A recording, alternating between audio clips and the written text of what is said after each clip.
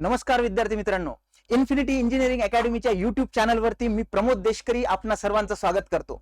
विद्यार्थी मित्रांनो, जो लेटेस्ट अपडेट आलेला आहे महाजनको तर्फे, त्या अपडेट्सला घेऊन आजच्या या सेशनमध्ये आपण डिस्कस करणार आहोत की जी रिक्रुटमेंट आहे 2022 साठीची महाजनकोची रिक्रुटमेंट, ही ऍडव्हर्टाइजमेंट आजच आलेली आहे. या ऍडव्हर्टाइजमेंटशी रिलेटेड सर्व माहिती, क्वालिफिकेशन काय लागणार आहेत, पे स्केल काय असणार आहे, एज लिमिट काय असणार आहे, एक्सपिरियन्स साठी कुठले डॉक्युमेंट्स लागणार आहेत, दुसरे कुठले डॉक्युमेंट्स लागणार आहेत, फॉर्म फिलिंगचे इम्पॉर्टंट डेट्स कुठले आहेत, आणि विद्यार्थी मित्रांनो 330 जागांसाठीची ही जी ऍडव्हर्टाइजमेंट आहे याची डिटेल्स आपण या सेशन मध्ये बघणार आहोत. शेवटपर्यंत व्हिडिओ बघायला नक्की विसरू नका आणि आमच्या युट्यूब चॅनलला अजूनही जर सबस्क्राईब केलं नसेल तर बेल आयकॉन प्रेस करा, सबस्क्राईब करा, म्हणजे अशाच प्रकारचे अपडेट्स आम्ही तुमच्यापर्यंत पोहोचत जाऊ. विद्यार्थी मित्रांनो, महाजनको जसं महाट्रान्सकोच्या ऑलरेडी ऍडव्हर्टाइजमेंट येऊन गेलेली आहे, त्याच्याबद्दलचे डिटेल्स व्हिडिओ आपण केलेले होते, ते जर तुम्ही बघितले नसेल तर नक्कीच बघा. आजच्या या सेशन मध्ये आपण महाजनको 2022 ची जी ऍडव्हर्टाइजमेंट आलेली आहे रिक्रुटमेंटची, या संबंधीची संपूर्ण माहिती आपण जाणून घेणार आहोत. विद्यार्थी मित्रांनो, 2022 मधली 9 नंबरची ही जी ऍडव्हर्टाइजमेंट आहे, ही ऍडव्हर्टाइजमेंट अवेलेबल आहे तुम्हाला www.mahajanko.in या वेबसाईट मधल्या जे स्पेसिफिक करिअर सेक्शन आहे त्याच्यामध्ये तुम्हाला डिटेल ऍडव्हर्टाइजमेंट बघता येणार आहे. पण तीच ऍडव्हर्टाइजमेंट आपण इथे एलॅबोरेट करणार आहोत. तर विद्यार्थी मित्रांनो, Maharashtra state power generation company जी आहे, MSCB चं ट्रायफर्केशन झाल्यानंतरची जी इलेक्ट्रिसिटी जनरेट करणारा सेक्शन आहे, त्याच्यामधल्या 330 जागांसाठीची ऍडव्हर्टाइजमेंट आज आलेली आहे. विद्यार्थी मित्रांनो, याला जर आपण बायफर्केट केलं तर एकूण 330 जागा आहे. मी जसं सांगितलं की डिटेल या वेबसाईट वरती करिअर सेक्शन मध्ये तुम्हाला अवेलेबल आहे, पण आपण बायफर्केट केलं तर एक्झिक्युटिव्ह इंजिनियर हे टोटल 73 वॅकन्सीज आहेत त्याच्या. क्लास 1 पोस्ट, त्यानंतर ऍडिशनल एक्झिक्युटिव्ह इंजिनियर 154 पोस्ट आहेत, आणि डेप्युटी एक्झिक्युटिव्ह इंजिनियर 103 पोस्ट, अशा एकूण 330 पदासाठीची महाजनकोची ही ऍडव्हर्टाइजमेंट आलेली आहे.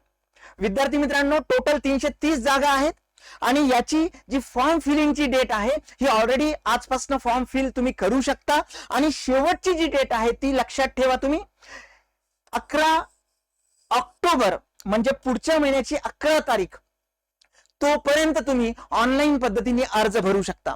विद्यार्थी मित्रांनो, या ऍडव्हर्टाइजमेंट मधले डिटेल्स बघण्यासाठी आपण 1 बाय 1 स्टेप बघूया. पण त्या अगोदर एकूण ह्या ज्या जागा आहेत 330 जागा, याचं बायफर्केशन, कॅटेगरी वाईज बायफर्केशन जर बघायचं झालं तर पहिली ज्याला कोडिंग दिलेलं आहे त्यांनी टेक 01 एक्झिक्युटिव्ह इंजिनियर, याच्या टोटल 73 जागा, त्याच्यापैकी वुमन रिझर्वेशन महिला आरक्षण 23 आहे, आणि स्पोर्ट पर्सन साठी सुद्धा 3 जागा आहेत. त्याच्या व्यतिरिक्त प्रत्येक पर्टिक्युलर ज्याला आपण म्हणतो की कॅटेगरी वाईज ह्या वॅकन्सीज इथे दिलेल्या आहे बिंदू नामावली प्रमाणे. याच्यामध्ये फक्त एवढं लक्षात ठेवा की NTD साठी जागा नाहीये. त्यानंतर सेकंड पोस्ट आहे ऍडिशनल एक्झिक्युटिव्ह इंजिनियर, याच्या 154 पोस्ट आहेत, त्याच्यापैकी 48 ह्या महिलांसाठी राखीव आहे, आणि 8 जागा ज्या आहेत या स्पोर्ट पर्सन साठी राखीव आहे. याच्यामध्ये सुद्धा बायफर्केशन जर बघितलं तर सगळ्याच कॅटेगरीला इन्क्लुडिंग EWS सगळ्या पर्टिक्युलर कॅटेगरीसाठी पोस्ट अवेलेबल आहेत. आणि शेवटची जी पोस्ट आहे 103 पोस्ट आहेत तुमच्या डेप्युटी एक्झिक्युटिव्ह इंजिनियरच्या, याच्यामध्ये 64 जे आहेत ह्या ओपनला आहेत, त्याच्यापैकी वुमन रिझर्वेशन जे आहेत ते पर्टिक्युलर 27 आहे टोटल मध्ये मी सांगतोय. ओके, तर या 73, 154 आणि 103 अशा 3 वेगवेगळ्या पदांसाठी ज्या वॅकन्सीज, एकूण 330 वॅकन्सीज आहेत. कॅटेगरी वाईज वॅकन्सी इथे तुम्ही बघू शकता, VJA आणि NTC ला इथे जागा नाही आहे. विद्यार्थी मित्रांनो, ह्या ऍडव्हर्टाइजमेंट मध्येही तुम्हाला बघायला मिळेल की तुमच्या कॅटेगरीमध्ये कुठली वॅकन्सी आणि किती नंबर ऑफ वॅकन्सीज आहेत. ओके, तर ह्या डिटेल्स आहेत पोस्ट बद्दलच्या. विद्यार्थी मित्रांनो, आता सगळ्यात महत्वाचं म्हणजे एज्युकेशनल क्वालिफिकेशन काय लागणार आहे आणि काय क्रायटेरिया त्यांनी या पदासाठीचा ठेवलेला आहे. Definitely executive engineer, additional executive engineer आणि डेप्युटी एक्झिक्युटिव्ह इंजिनियर ह्या वरिष्ठ पद आहेत किंवा वरच्या लेवलचे पद आहेत, त्यासाठी इथे एक्सपिरियन्स त्यांनी मॅन्डेटरी केलेला आहे.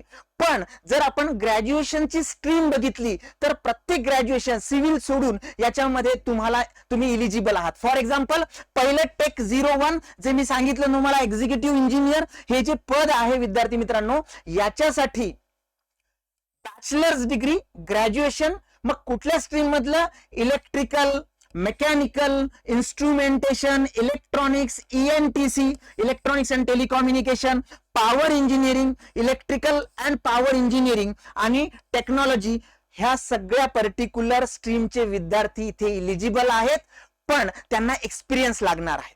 ओके, म्हणजे इथे सिव्हिल सोडून बाकी सगळ्या डिग्रीज त्यांनी मेन्शन केलेल्या आहेत आणि त्या पर्टिक्युलर क्वालिफिकेशनचे जे विद्यार्थी आहेत एक्झिक्युटिव्ह इंजिनियर साठी इलिजिबल आहेत. पण याच्यामध्ये सगळ्यात महत्वाचा पार्ट आहे तो म्हणजे एक्सपिरियन्स. मग एक्सपिरियन्स बघा किती म्हटलेलं आहे त्यांनी, तर it is nothing but the 9 years of experience. 9 वर्षाचा एक्सपिरियन्स त्यांनी म्हटलेला आहे टेक 01 म्हणजे एक्झिक्युटिव्ह इंजिनियर या पदासाठी. कारण हे ग्रुप 1 पे स्केलचा हा पर्टिक्युलर पोस्ट आहे. आणि जर पे स्केल बघायचं झालं तर याच्यामध्ये 81,695 पासन तो स्पेसिफिकली जे फायनल आपण बघू शकतो की 175,960 1,75,960 हे जो पे स्केल आहे, पे रेंज आहे, याच्यामधले grade pay specifically to bifurcate जे GR आहे त्याच्यामध्ये तुम्हाला बघायला मिळतील. ओके, तर स्पेसिफिकली या पदासाठी जो एक्सपिरियन्स त्यांनी म्हटलेला आहे तो म्हटलेला आहे 9 वर्षाचा. आणि तो एक्सपिरियन्स सुद्धा त्यांनी मेन्शन करताना काय मेन्शन केले बघा, 9 years experience in power generation company of either central, state और independent power producer, that is a IPP. याच्यापैकीचा तो तुमचा एक्सपिरियन्स असायला पाहिजे. त्याच्या व्यतिरिक्त त्यांनी मेन्शन केलेलं आहे की अंडर प्रिन्सिपल एम्प्लॉयर, म्हणजे तुमचं जे पद आहे त्या पर्टिक्युलर फील्ड मधलं हे प्रिन्सिपल एम्प्लॉयरचं असायला पाहिजे. सुपरविजन किंवा ज्याला म्हणतो आपण की ओव्हरऑल ते जे ऑर्गनायझेशन आहे त्याचं मॉनिटरिंग तुमचं असलं पाहिजे. ओके, तर स्पेसिफिकली त्या पर्टिक्युलर कॅडरचा जो अधिकारी असेल ऑलरेडी ज्याचा 9 वर्षाचा एक्सपिरियन्स असेल हा त्याच्यामध्ये कंपल्सरी मेन्शन केलेला आहे.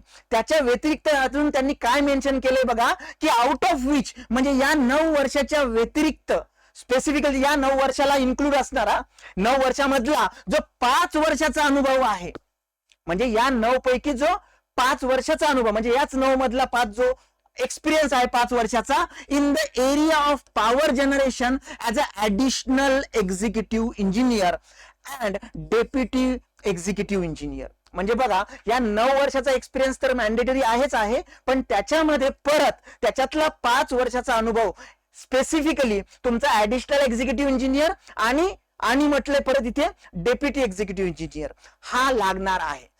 किंवा म्हणजे स्पेसिफिकली ऑर, याला ऑर आहे विद्यार्थी मित्रांनो, याला ऑर काय म्हटलंय की 2 वर्षाचा जो एक्सपिरियन्स आहे in the position of additional executive engineer. Okay, तर एक्झिक्युटिव्ह इंजिनियर हे पद आहे. ग्रेड स्केल हा 81,000 पासून स्टार्ट होतो. याच्यामध्ये सिव्हिल सोडून इलेक्ट्रिकल, मेकॅनिकल आणि बाकीच्या ज्या मेन्शन केलेल्या डिग्रीज आहेत रेकग्नाइज युनिव्हर्सिटी मधनं ते तुम्हाला एज्युकेशनल क्वालिफिकेशन लागणार आहे आणि 9 वर्षाचा अनुभव लागणार आहे तुम्हाला स्पेशली पॉवर जनरेशन मधला. आणि या 9 पैकी एकतर 5 वर्षाचा तुमचा ऍडिशनल एक्झिक्युटिव्ह इंजिनियर किंवा डेप्युटी इंजिनियर म्हणून लागणार आहे, किंवा त्याला ऑर दिलेला आहे 2 वर्षाचा हा ऍडिशनल एक्झिक्युटिव्ह इंजिनियरचा त्याच्यामधनं लागणारच आहे. ओके, तर विद्यार्थी मित्रांनो ही पहिली पद आहे, पहिली पोस्ट आहे. डेफिनेटली ही टॉप लेवलची पोस्ट असल्यामुळे आपले जे नवीन फ्रेशर्स विद्यार्थी आहेत त्यांच्यासाठी हे अप्लिकेबल नाही, they are not eligible for this one. पण त्यांनी नाराज होऊन चालणार नाही. स्पेसिफिकली आपण 1 by 1 बाकीच्या पोस्ट बघूया. आणि याच्यामध्ये मेन्शन केलंय previous work experience of departmental candidates which is considered at the time of entry level in the Mahagenco will be counted in future direct recruitment. हे डिपार्टमेंटल जे एम्प्लॉई आहे जे ऑलरेडी काम करतायत त्यांच्यासाठीची ही इन्फॉर्मेशन आहे. ओके, त्याच्या व्यतिरिक्त the previous provision for departmental candidates who possesses the qualification of computer production engineering will be eligible for the direct recruitment. Departmental लोकांसाठीची ही ऍडिशनल इन्फॉर्मेशन आहे as far as tech 01 post is concern.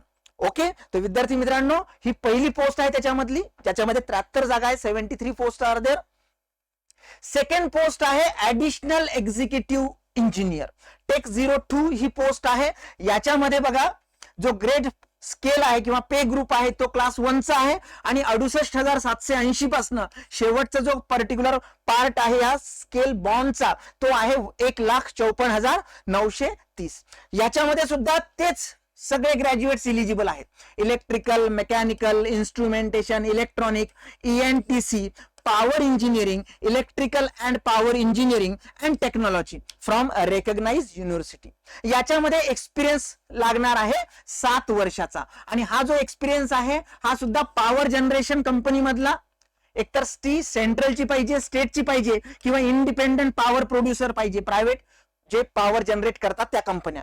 Okay, आणि परत तेच mention केलेलं आहे की principal employer. Okay, म्हणजे तुमची तिथली रिस्पॉन्सिबिलिटी ही टॉप लेवलची पाहिजे. ओके, आणि तेच मेन्शन केलेलं आहे परत इथे जे अगोदर मेन्शन होतं मागच्या पोस्टसाठी, म्हणजे डिपार्टमेंटल पर्टिक्युलर एम्प्लॉईज साठी जे ऑलरेडी तिकडे वर्क करतायत. ओके, ही सेकंड पोस्ट आहे, 154 पोस्ट आहेत या पदासाठी. इथे 2 वर्षाच्या कमी एक्सपिरियन्स लागतो, इथे 7 वर्षाचा एक्सपिरियन्स लागतो.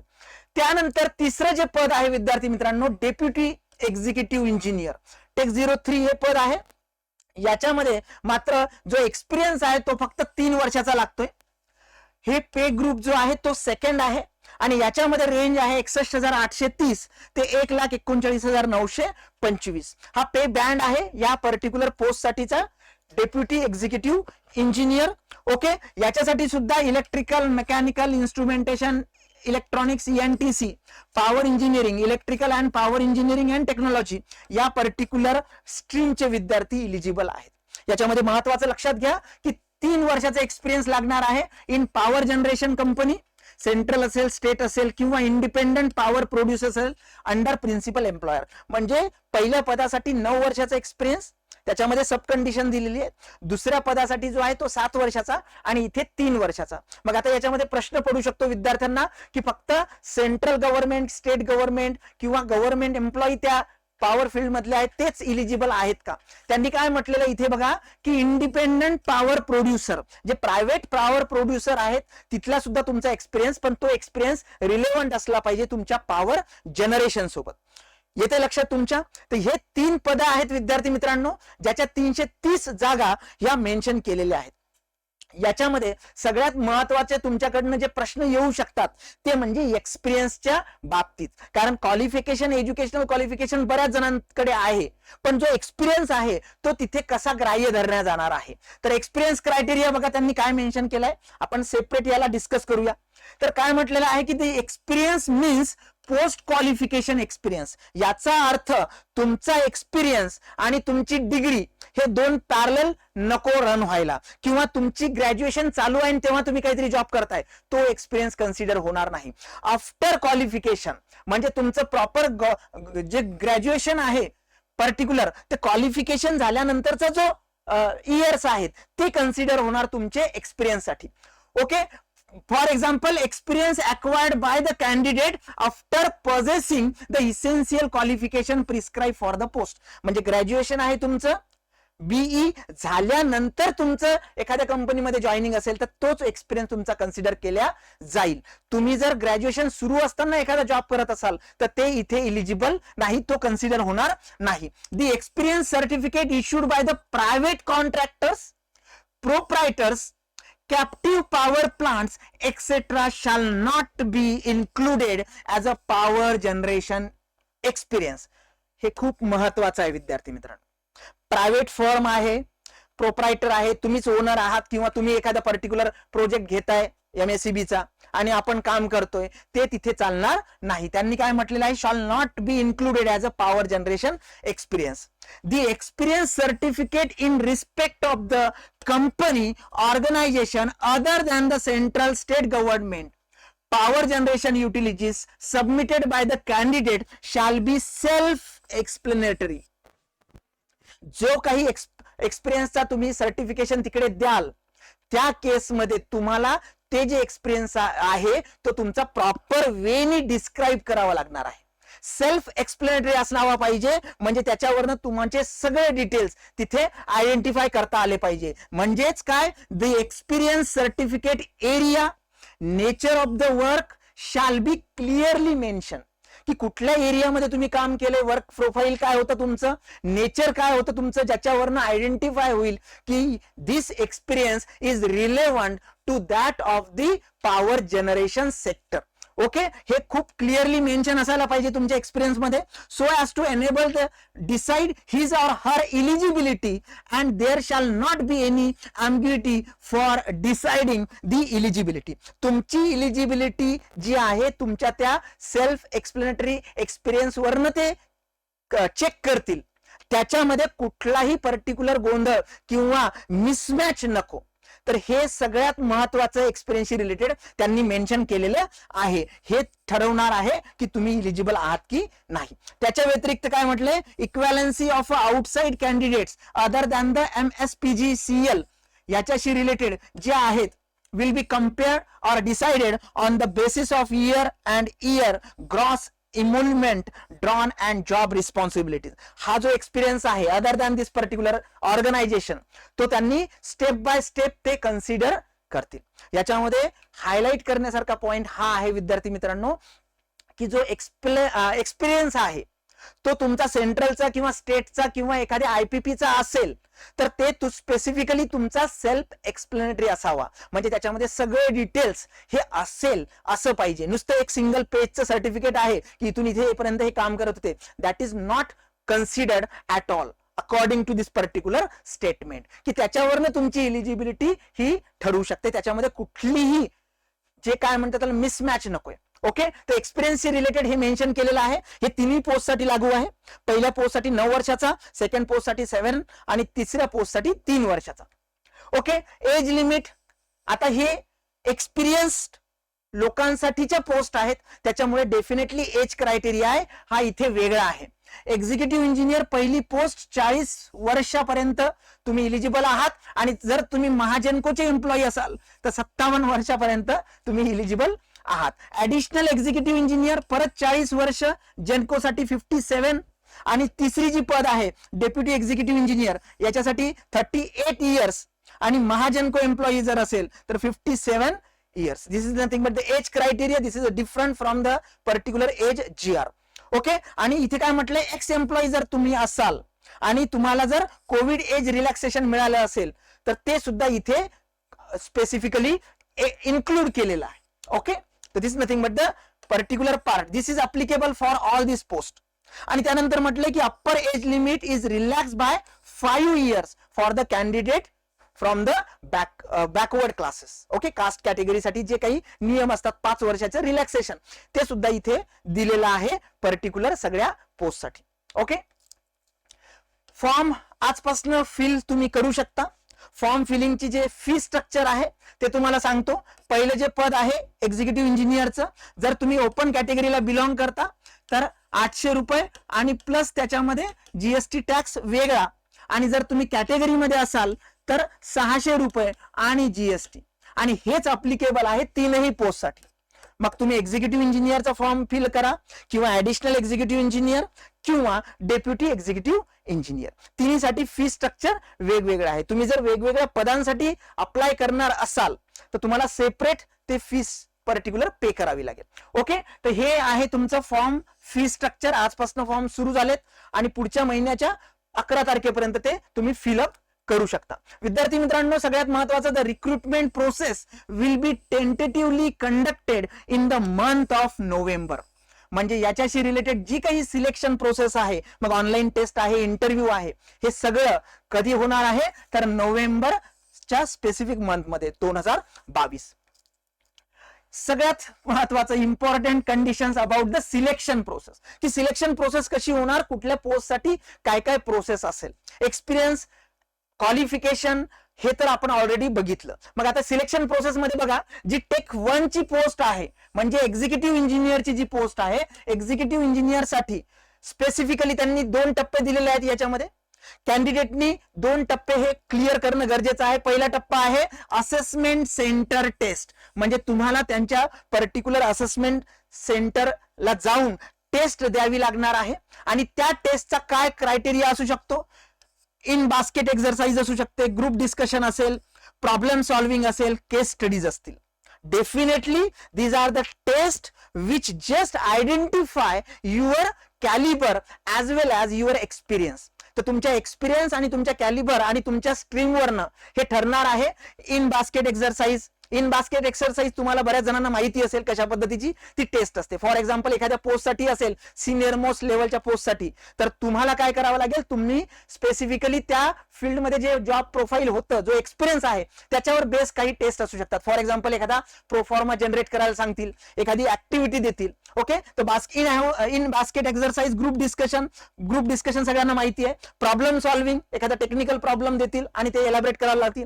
केस स्टडीज, तर this is nothing but the 1 step.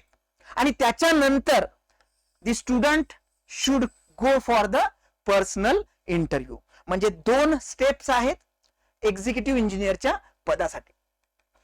त्यानंतर जे दुसऱ्या नंबरचं आणि तिसऱ्या नंबरचं पद आहे, ऍडिशनल एक्झिक्युटिव्ह इंजिनियर आणि डेप्युटी एक्झिक्युटिव्ह इंजिनियर, याच्यासाठी त्यांनी काय म्हटलंय, the candidates will have to appear for online test. सगळ्यात महत्वाचं. ओके, तर सेकंड आणि थर्ड पोस्ट साठी ऑनलाईन टेस्ट ही मॅन्डेटरी आहे तिकडे. आणि त्याच्यानंतर तुमचा पर्सनल इंटरव्ह्यू होईल. आणि जो कट ऑफ असेल तो कट ऑफ त्या केसमध्ये अप्लाइड टू 2 स्टेजेस. पहिला कट ऑफ आहे on scores in the individual test, online taste.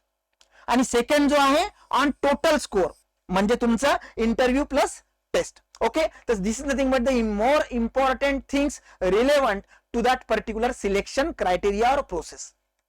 Okay, आता याच्यामध्ये त्यांनी मेन्शन केलेलं आहे mandatory condition, compulsory condition. Selection process मध्ये कंपल्सरी कंडिशन काय दिलेली आहे त्यांनी, जर तुम्ही कॅटेगरीचे असाल तर 20% marks out of total marks हे तुम्हाला मिनिमम पडलेच पाहिजेत. ओके, आणि जर तुम्ही ओपन कॅटेगरीचे असाल तर त्याच्यामध्ये 30 marks out of total marks हे पडलेच पाहिजेत.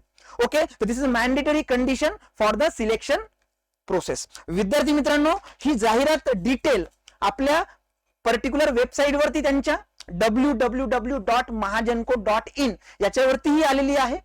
आणि ती जी जाहिरात आहे ती डिटेल जाहिरात आहे. त्याच्यामध्ये आपण जे काही पॉइंट्स होते ते सगळे इथे इलॅबरेट केलेले आहेत. अजूनही तुमच्या मनामध्ये जर काही शंका असतील, तुमचे काही प्रश्न असतील तर कमेंट सेक्शन मध्ये टाका. आम्ही एक लिंक सुद्धा प्रोव्हाइड केलेली आहे, त्याच्या थ्रू आम्हाला तुम्ही कॉन्टॅक्ट करा. आपला IVR नंबर नेहमी आम्ही सांगत असतो 7887811411. याच्यावरती तुम्ही कॉल करा, आम्हाला कॉन्टॅक्ट करण्याचा प्रयत्न करा. डेफिनेटली इन्फिनिटी अकॅडमी तुमच्या प्रत्येक प्रश्नाला उत्तर देण्यासाठी आतुर राहील. तो विद्यार्थी मित्रांनो, अजूनही तुम्ही आमचं टेलिग्राम चॅनल सबस्क्राईब केलं नसेल तर सबस्क्राईब करा. अजूनही आमचं YouTube चॅनल तुम्ही सबस्क्राईब केलं नसेल तर सबस्क्राईब करा. आणि अशाच प्रकारच्या दर्जेदार अपडेटसाठी आमच्या सोबत जोडून राहा. Thank you very much.